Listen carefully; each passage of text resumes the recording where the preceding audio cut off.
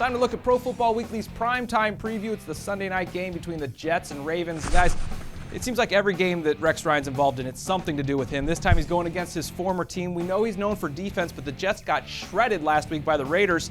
Is that a trend?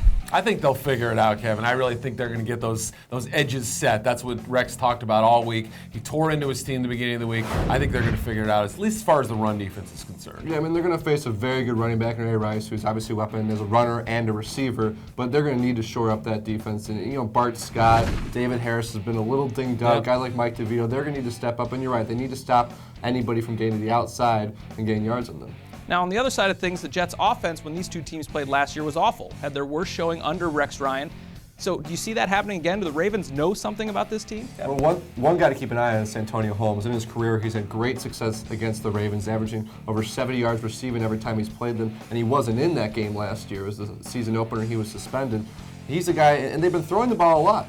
So I think Mark Sanchez is going to be looking for him. If the Ravens have a weakness, it's at the cornerback spot. I would say the Jets' weakness is the fact they throw the ball too much. Now, I know you haven't gotten a lot out of Sean Green so far. I know he's been a little bit disappointing.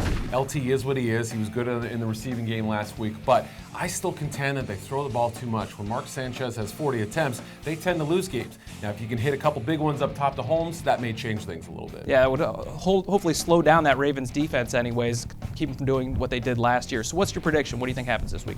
I got to give the edge to the Ravens because, as you mentioned, the Jets haven't gotten a run game going, and they're not going to do it against Baltimore. I mean, Haloti Ngata going up against either a banged-up Nick Mangold or an undrafted rookie in Colin Baxter, it's a huge advantage for Baltimore. And I just don't, if the Jets can't run the football, and if you're forcing Mark Sanchez to win the game for you, I just don't think he has enough weapons. I don't think he has enough tools to get that done. Yeah, you stole my thunder. Look for the Ravens to flood those A-gaps, really go after Baxter or a banged-up Mangold. I think Ngata, Cody, and those rushers from the inside are going to give Sanchez and the running game some trouble. So I think the Ravens just sneak by with the win. We'll see if the Ravens can kind of get things stabilized. We saw them a big game week 1, then down, then back up. Hopefully they get things going. That's a look at our primetime preview for the best coverage of the NFL. Make sure to follow us at Twitter or go to ProFootballWeekly.com.